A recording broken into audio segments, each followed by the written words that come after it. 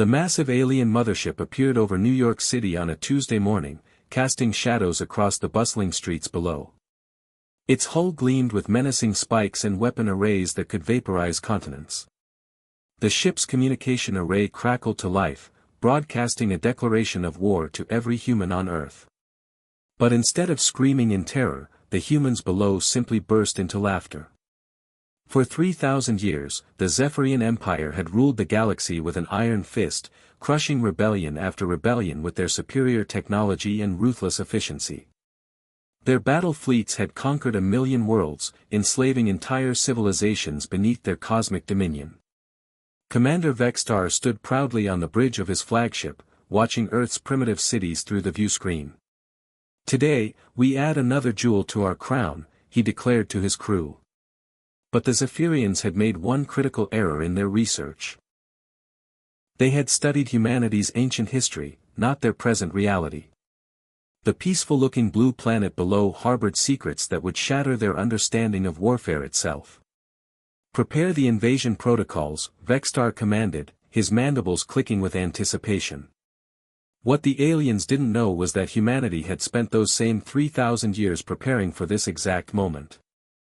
The first wave of Zephyrian fighters screamed through Earth's atmosphere, expecting to find terrified humans cowering in their cities. Instead, they encountered something impossible: the humans were still laughing. "Sir, the creatures below seem to be exhibiting some form of mass hysteria," reported Lieutenant Krexol, his voice trembling with confusion. From the streets of every major city, humans pointed at the sky and doubled over with mirth. Children giggled as they watched the alien ships through their bedroom windows. Even the world leaders on emergency broadcasts couldn't stop chuckling as they addressed their nations. "Perhaps their primitive minds have snapped under the pressure," Commander Vextar mused, but doubt crept into his voice. The Zephyrians had encountered fear, anger, and desperation in their conquests, but never this strange response. As the first alien landing craft touched down in Central Park, hundreds of humans gathered around, still laughing.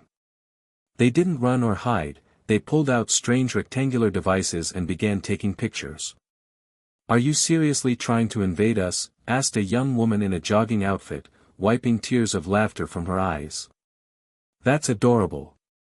The Zephyrian soldiers, towering 8 feet tall with razor-sharp claws and plasma weapons, stood frozen in bewilderment. Their psychological warfare protocols had no category for this reaction. "We've been waiting for you guys for ages," chuckled an elderly man walking his dog. 3,000 years of peace gets pretty boring, you know." Commander Vextar's blood ran cold as he began to understand the horrible truth. The humans weren't laughing from fear or madness, they were laughing because they knew something he didn't. "Computer, analyze human military capabilities," he barked, his voice cracking with growing panic. The holographic display that materialized before him showed the impossible: humanity's technology had advanced beyond anything in their galaxy. "Impossible," he whispered. "Our records show they were still using chemical rockets 3 millennia ago." But the evidence was undeniable. Hidden beneath Earth's surface lay weapons that could crack planets in half, defense systems that could stop time itself, and technologies that bent the very fabric of reality. The humans had spent 3,000 years of peace not in complacency, but in preparation. "We thought you'd never come," announced Dr. Sarah Chen, Earth's defense coordinator, her voice broadcast simultaneously to every Zephyrian ship. "We've been practicing for this war longer than your entire civilization has existed." The sky above the alien fleet began to shimmer and twist as humanity's true defenses came online. "You see, we learned something important during our last Great War," Dr. Chen continued with a gentle smile. "The best way to end a conflict is to be so overwhelmingly prepared that it becomes a joke."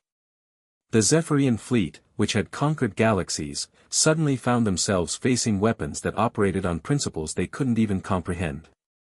"Sir, our shields are being penetrated by what appears to be laughter," reported a panicked communications officer. "This is impossible." "Nothing can weaponize humor itself," screamed Vextar, but his protests fell on deaf ears.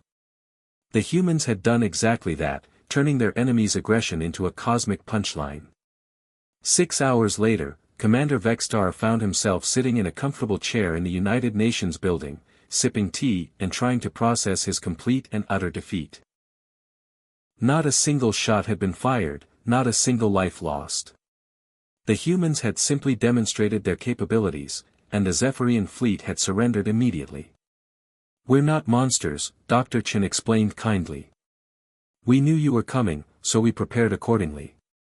But we also prepared something else, a place for you in our galactic community. You're not going to enslave us?" Vextar asked, his voice barely a whisper. The human woman smiled warmly. "Why would we do that?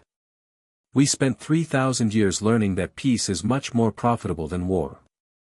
As the Zephyrian ships were escorted to their new home worlds, garden planets prepared specifically for their species, Vextar finally understood why the humans had been laughing.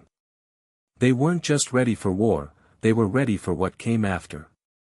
Sometimes the greatest victory, he whispered to himself, is realizing you never needed to fight at all.